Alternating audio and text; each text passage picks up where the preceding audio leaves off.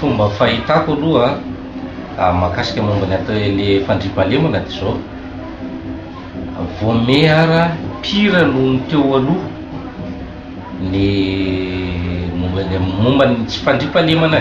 Ny fanontaniana mipetraka dia hoe tena misy fiantraikany amin'ny zareo mpitondra fanjakana sy ny mpanao politika ve le zavatra iainan'le vahoaka madinika sy ny antonony aty ambany aty? Tsy tia lalan'le fisian'le problème ve zareo fa ny ameny paosy ihany?